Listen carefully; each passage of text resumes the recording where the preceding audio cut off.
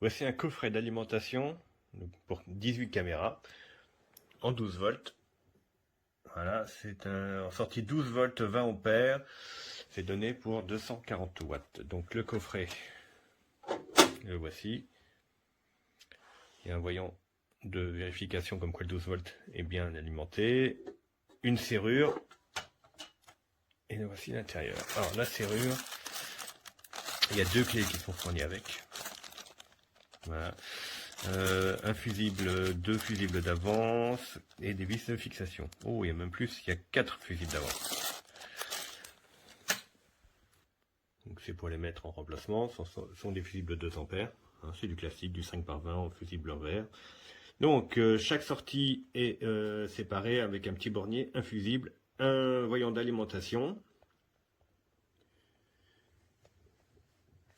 Sur la porte, il est repris le schéma de principe de fonctionnement et de connexion. Alors ça ne correspond pas, parce que normalement on est censé avoir des petits jumpers là pour pouvoir désactiver chacune des sorties. Or ce n'est pas présent.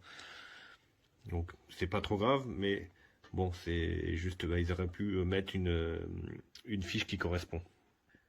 Alors ici, il est noté qu'on peut mettre des caméras jusqu'à 1 ampère. Dans la réalité, on peut aller un peu plus loin que ça. De toute façon,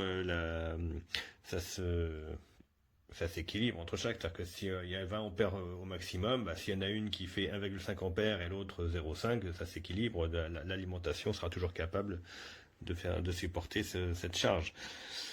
Donc voilà le schéma de principe, 12 volts avec la plus, moins, l'alimentation générale ici. Donc le câble n'est pas fourni, mais ça me choque pas, parce que c'est généralement le coffret d'alimentation alimenté avec un câble RODV ou autre, enfin une protection séparée.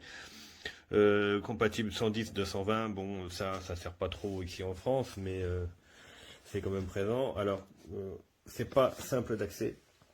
C'est là, mais en réalité, pour y avoir accès, faut quasiment retirer la platine qui ici. C'est un peu étonnant, qu'en réalité, en temps normal, on n'y a pas accès. Le bouton, il est vraiment dedans. Si on regarde bien, voilà, il est là, il est caché au fond. Et de même, le petit bémol que j'ai aussi, c'est que si le fusible de l'alimentation lâche, c'est pareil, il est là dedans. On va mieux le voir là. Voilà, là il est ici. Donc pas facile d'accès, normalement, il faut retirer la coque. Pour ça, sachant qu'on n'est pas censé la retirer, puisqu'il y a un scotch dessus de garantie. Donc ça aurait pu être rendu accessible. Elle a plusieurs sorties, bon ce n'est pas noté non plus, mais bon c'est déjà directement connecté dessus. Et il y a un petit potentiomètre là, qui permet de régler la tension à plus ou moins 12 volts. Bon là on voit pas beaucoup, ici. Mais ça permet quand même d'ajuster si on veut 10 volts, 20, 12 volts, 12 volts 2, 12 volts 3, 12 volts 4, enfin peu importe, on peut quand même régler ça. Et là par contre c'est bien notifié. On l'a ici, voilà. Output voltage adjustment. Alors pour l'alimenter, un bouton général. Hop, voilà. Donc on voit bien que le 12 volts est présent. Si on veut vérifier, je vais essayer de faire ça à une main. Voilà. 12 volts 28, donc voilà, ça correspond. Alors on peut regarder à combien on peut faire varier. Donc, le petit potentiomètre. Voilà, donc au maximum, on peut avoir, je sais, 14 volts 28. Bon, là, elle est vide. Hein. Et au minimum, donc si je tourne vers la gauche, voilà, 10 volts 40. Donc là, je vais remettre à 12, 30 à peu près. Hop. En gros, de toute façon, c'est pas à quelques millivolts près.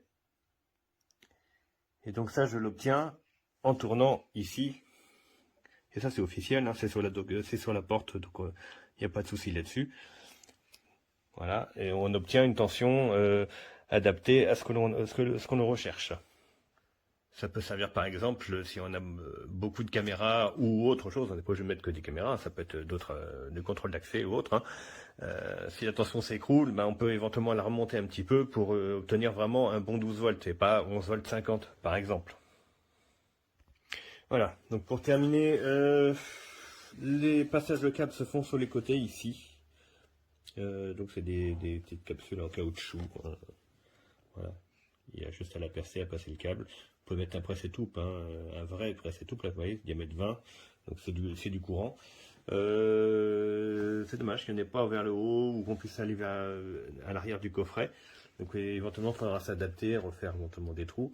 Il y a quand même pas mal ça, des grilles d'aération sur les côtés. Voilà.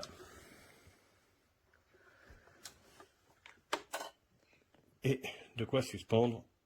Il y a 4 trous qui sont prévus. Voilà. Pour le moment, cet alu me donne satisfaction. Je n'ai rien à redire dessus. Je verrai avec le temps, justement, si il tient la charge correctement. Moi, je vais mettre 8 caméras dessus pour le moment. Il y en aura peut-être plus. J'ai fait déjà des essais avec des caméras de certaines marques et franchement, ça s'est alimenté sans problème. Elles ont booté, j'ai même pu mettre un jour leur firmware. Aucun souci, l'alimentation ici ne s'est pas écroulée. Donc pour le moment, ça me convient. Voilà. D'un côté, le transformateur, et ici vous avez les 18 borniers pour connecter vos caméras en 12 volts, à chaque fois avec le négatif et le positif bien sûr, et chaque circuit est protégé par un fusible indépendant. Ça c'est un gros plus. Ici vous avez un bouton d'alimentation qui alimente votre boîtier, donc quand vous le mettez sur on, ça alimente automatiquement les 18 ports. Le branchement est très facile puisqu'il faut simplement rentrer un câble avec terre, donc vous avez la phase, le neutre et la terre. Vous avez un bornier qui alimente le boîtier d'alimentation qui transforme le courant en 12 volts sur les 18 ports. D'accord, la puissance maximale admissible est de 20 ampères. Ici vous voyez que sur le côté du boîtier vous avez 4 sorties en caoutchouc, donc vous percez ce que vous voulez. Au niveau de la fixation du boîtier vous avez 4 orifices pour le suspendre. À noter que sont fournis les vis et les chevilles. Vous avez également les clés pour la serrure. Et vous avez quelques fusibles de rechange, ce qui est bien vu. Franchement, je trouve que c'est un bon système. L'électronique à l'intérieur me semble propre. Donc je pense que ça doit être fiable à l'usage. Je vais voir ça après le montage. Et puis on verra pour la durée de vie les années qui suivent.